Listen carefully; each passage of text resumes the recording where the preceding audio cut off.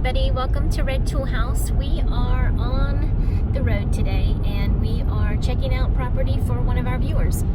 Yeah, so a couple videos back, we'll link to it here. We had one of you all, one of our gracious viewers, appreciate everybody who watches, ask us to check out a piece of property for them. They lived very far away, looking at land in West Virginia, so we checked it out and we did a summary on a video of that. Well, I put out a call at the end of that and said, hey, if anybody else needs help, give us a call. We've grown up in West Virginia. I know these mountains pretty well and absolutely love looking at land. So that's what we're doing today. Tim, and I'm not going to give any more details on Tim, I'm going to respect his privacy there, but Tim asked us, he actually purchased a piece of land, sight unseen, in West Virginia, and his per acre price was pretty solid, pretty good deal. So we're just going to see what that looks like. In West Virginia, obviously it's not going to be flat, but Tim asked us to go check it out. So we are driving en route to that. We've got a beautiful day today. Right now we're in the highlands of West Virginia. In fact, we're in some of the highest elevation of West Virginia. It is awesome. Beautiful colors on the trees. Oh yeah, the leaves have already started to change here. So we're going to go down a little bit in elevation to get there. But come with us and we'll share this property with you. Frankie and Johnny were sweethearts. They had a quarrel one day. Johnny said he was leaving home. He was going away to stay, never coming home.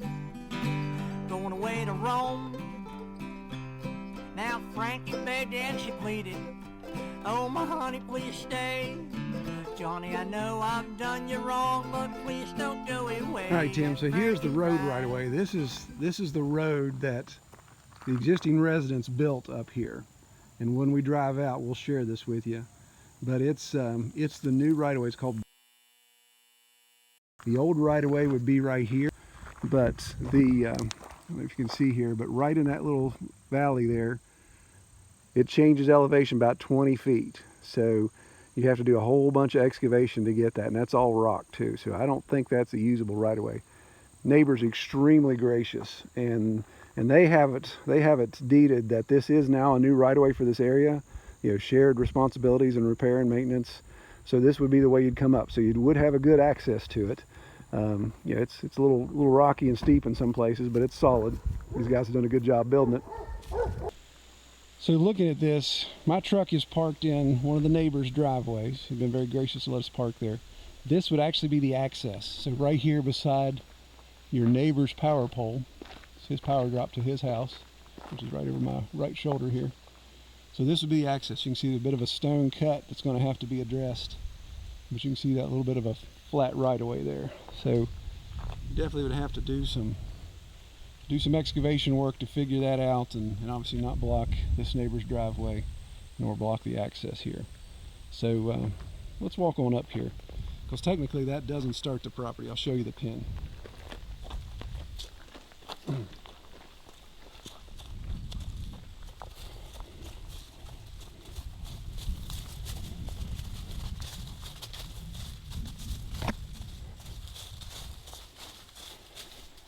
Right, so right here is the corner. You see there's some ribbon, an old fence post, and then the guys marked it. So really straight up the side of the mountain is a line. So this would be your easternmost line.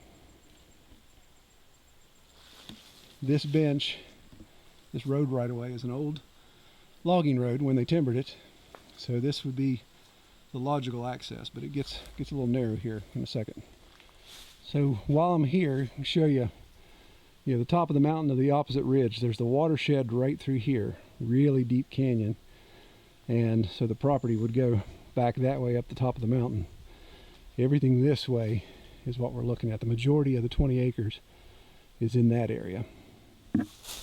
Okay, so to give an idea of the topography of this land, it's tough. Your cameras just don't represent slope very well. But Kelly is standing here. Kelly's what? You're 5'7", right, Kel? So Kelly's standing here at this cut. So that cut is about 3 feet higher than her. And then it literally just goes up the mountain. The angle of that, if I was to turn that, the angle of that is easily about like that. If I was to climb that, I would have to put my camera down because I'd have to have all fours using my feet, using my hands to get up that mountain, hanging on to saplings, doing all that kind of stuff. That is that steep. So that is not practical for any livestock. It would even be tough to have pigs running on that. Good for raising timber. You can see there's some timber coming back. There's a chestnut oak. Here's a white oak right here. There's timber coming back, some maple. It is getting restored, but it's still 10-20 years out before there's anything of good value. One interesting point, again, this doesn't translate well on a camera.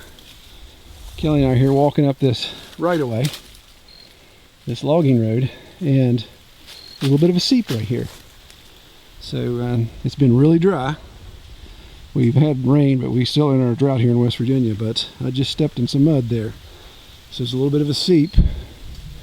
So there is some good groundwater around here. The guys talk about springs around this mountain, so there's definitely a lot of water that comes out of this mountain still. So that's a pro. So it's about halfway up the mountain.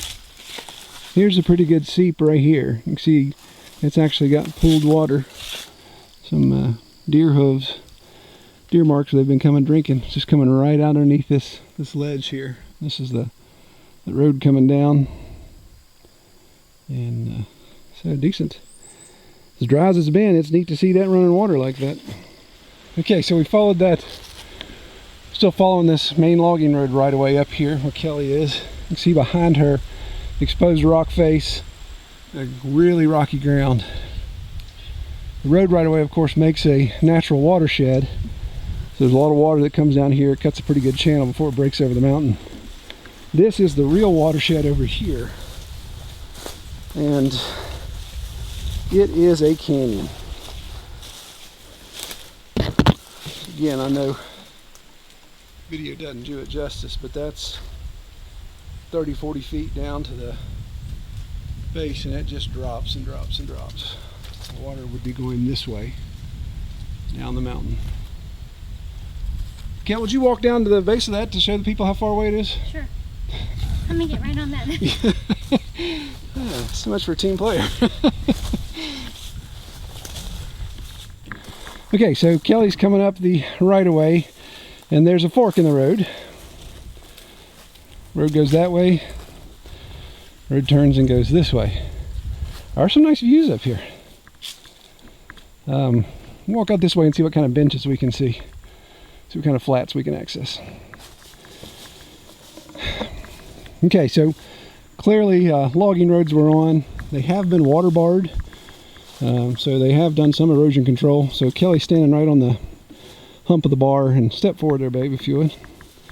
So she steps down to this lower area, water collects where she is, of course breaks over the mountain this way.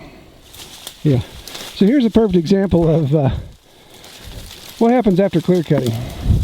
Everything's fighting to gain canopy space. So we got locust, we got pine, we got scrub tree, we got beech, we got maple, we got all the nice hardwoods, and they're all fighting to dominate the canopy. So this road, if you want to call it that, is obviously rife with saplings. More canopy, ow, right in the face. The more canopy that opens up, the more you got some fighting here. Some are doing better than others. Again, gorgeous views. Here's another pro. You see that way on top of that mountain? That's 4G service. So we've got I got 3 bars of, what do you got, 2? 2. Yeah, I've got 2 bars of service right now. So that's nice, especially in West Virginia. You don't come by that very often. Soil type. A lot of issues with soil quality. You can see this exposed earth here. Again, this place was completely clear cut, which I cannot stand when companies do that, but they do it. So just imagine all the topsoil that's gone down the mountain. This is the point. My truck would be way down there. So we've kind of done a U-shape up and then back this way. So this is that hillside that I pointed to and said I'd have to be on all fours to get up. It's not as steep right here, but as you go further down, then it really drops down.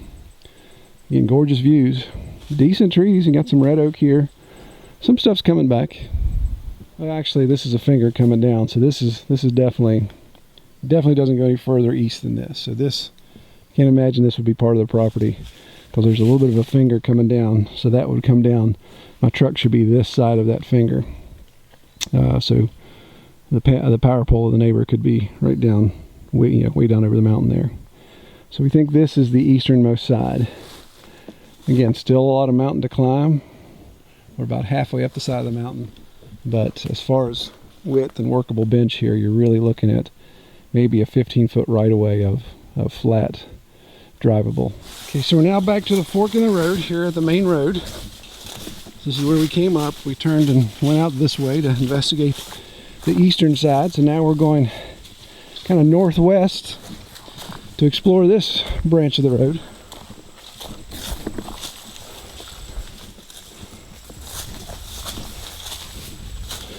Currently, this road right-of-way would be tough to access even in a side-by-side. There's some considerable washouts, so I believe you'd have to bring in a dozer to clear the roads back out. And that would be an expense to put on your budget sheet. Big old monster beach here. So the neighbors told me about a ladder stand. I don't know if you can see it right there. But it's a ladder stand they were using to hunt, and of course they said they'd be more than happy to move it if so needed. But huge beech right here, monster beech tree. And they said somewhere, where did they say, somewhere around in here was a possible bear den, an outcrop. Or there may be some bear holding up for the winter. Not yet. Find it. Well, it'd be unoccupied right now. They could be getting ready. They're fattening up right now. They still got more time. I think I have every spider in this property stuck in my eyebrows right now. Okay, so another fork in the road further east. Breaking back to the northwest. Mountain's still climbing. You can see the ridge kind of summits here. So we should be getting close to the eastern property lines, probably right up there. Let's walk up and... Stop. On the back of your leg, there's a huge praying mantis or something, bottom left. Oh, it's a stick bug. Stick bug. You know, a stick. It's funny. Come on, Mr. Stick Bug. Want to be famous, Mr. Stick Bug? Okay. Into the weeds you go, sir. Fly, you're free. Okay. So here's the turn of the valley. This is the turn of the watershed. So, spine of the ridge coming down, across the road and on over. Right here, anything that rains goes that way into your neighbor's property. Anything this way goes that way and that way. So, Can we go from here and see? yeah, eastern property line has to be right through here, I would imagine. I don't know if you can see through the trees. I know my camera gets blown out when we transition from trees to sun. But this is an incredible view. If one could get a dwelling up here, then it would be gorgeous. But we're talking tens of thousands of dollars in road improvements, drainage, even though there's right-of-ways cut already. Just the amount of stone alone it would take would be pretty substantial. Alright, so top of the world, Ma. So we've come all the way up to the highest, not the highest, but the peak of the logging road on the property. Again, we haven't found the property line. Usually a good indicator is where the perimeter fence is on the neighbor. So this is the neighbor. Oh, that breeze is heavenly. This is the neighbor cattle operation, most likely. Barbed wire fence going along the spine of the ridge. Again, if you were to figure out where my truck is, you'd go way over that mountain, down, down, down, down, down. This is the valley with the view. This is the beginning, right behind Kelly's the beginning of the watershed that comes down. That makes up kind of the center of the property. The property is shaped a bowl like this on a hillside of a mountain. A little bit of flat land if this is part of the property, which again I cannot guarantee that it is. There's no demarcation of the property line. Nice flat here. The neighbor actually has a decent sized building. I can't tell if that's a house or a barn. Right back in there. So obviously has accessible right away. That maybe talking to them you could get access back here and do something. No clue what that looks like as far as access. That could be twice or 3 times as much roadway, but something that could be shared if he's willing. For those of you watching, you've seen a lot of this land. Again, it's like walking through a dense jungle, Appalachian jungle. But do the pros and cons of this property. Again, we know Tim purchased this. We know he got a great price on it. I mean, great price.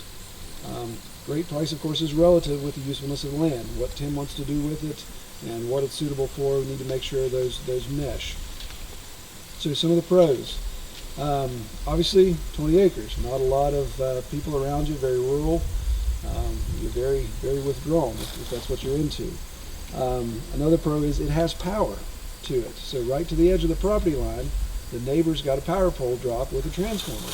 So as long as you built close to that edge, then you wouldn't have to be bringing a lot of power. If you're going to come up here on top of the mountain and want to do a power drop, then you're talking some serious cash. If you're going to go off grid, so if you're going to go solar or go old school like Doug and Stacy, then you could do that. Water.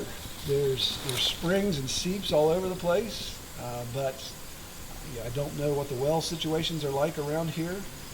The neighbors do have wells. I didn't get a chance to talk to them about the amount of money they have tied up in that. Obviously, the further up the mountain you go, the more you got to punch down to get water. Septic. You got to have a nice flat area, a drain field, so you'd have to be very selective there. Or there's other options with septic. Or of course, you could again go old school, do composting toilet or something like that. Another pro is your neighbors.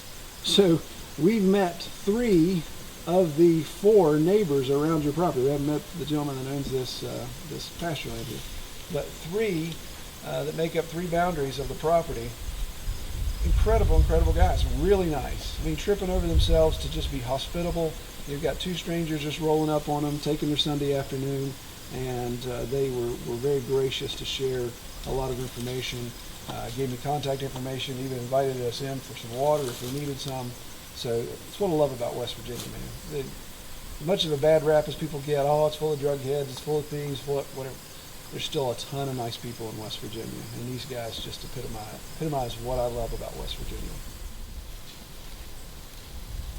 Okay, so now for the cons. The cons, again, this is from my perspective. So some people see things differently and see value in other things. Obviously, very, very steep lands. If you could imagine, a mountain coming up, a West Virginia mountain comes up, wooded, and it kind of rounds off to the top. This property makes up one side of a mountain that comes around and makes a bowl. That bowl comes in really, really deep. The watershed that comes down the center of that is really, really deep. So it makes a deep canyon. In West Virginia, the mountains, we have what we call benches. So if you're coming down the slope of that mountain, it's not just a continual gradual descent. It comes down and there's these little benches that almost like plateaus or terraces. This property does not have very big benches. This, in fact, the spider on Kelly's shoulder is way bigger than the bench. He's just a tiny thing. He won't get you. There really is one. Yeah. Get it. Excuse me, sir. Yep. Yeah. So the roads, the skid roads, the logging roads, which it's kind of tough to call it a road. It is just a flat spot that dozers come through. You can see a lot of it's been grown over. Those roads make up the benches. So workable areas where you could have livestock, buildings, barns, those type of things, you're really only relegated to long, narrow strips of about 15 to 20 feet wide. So it's a big issue there. Another con, of course, is with that lay of the land, there's been a lot of erosion. This place was clear cut bare, the neighbors say, about 13 years ago, Kel, is that what they said? At least 13. Yeah, so at least 13 years ago, looking at the growth, I would say, yeah, 10 to 15 maybe. What do I know? A lot of erosion. Soil quality, of course, is gone. Just not a lot of stuff to work with. A lot of exposed rock, a lot of loose rock all over the place. It'd be really hard to start something without doing a lot of erosion mitigation, without doing some soil amendments. A big issue there. So one more con is access. The neighbors, again, very gracious. They've built a nice road in. It is shared right of way that they've deeded now, so there's a legitimate right of way in. It's a good rock base, good bed. It's all rock, according to the neighbor. Poor guy spent weeks cutting that out. So it's all rock, so you don't have to worry about it slipping or going anywhere. But it is a rough road. You would need a four-wheel drive to access this 24/7, 365 days a year. Two-wheel drive, sedan, crossover, not going to get it done. You're definitely going to have a four-wheel drive in this situation. Again, I really appreciate Tim having the confidence in us and trusting us to come do this. I love walking land. Kelly and I, we've gotten our exercise for the day, right, babe? Yes, definitely. What do we have? Do I look slimmer? I think you do. Oh, very good. It worked. So we're going to head off the mountain now and get back to the homestead, get back to the tool house. But if anybody that wants to look at land in West Virginia, you want us to be eyes for you, I really like this. This is fun. I'd like to think that maybe we're onto something here, but I just like helping you guys out. I appreciate you all recognizing that there's some value in our time, of course. So there's an amicable relationship there, a mutual interest. So I really appreciate that. But feel free to comment below, or better yet, go to redtoolhouse.com, use our contact form, contact me there so we can communicate privately with some details. And I would love to go look at some land for you. If you see something listed, if you see something you just want us to help eyeball, love to do it. This is fun stuff. So take care, everybody. We'll see you.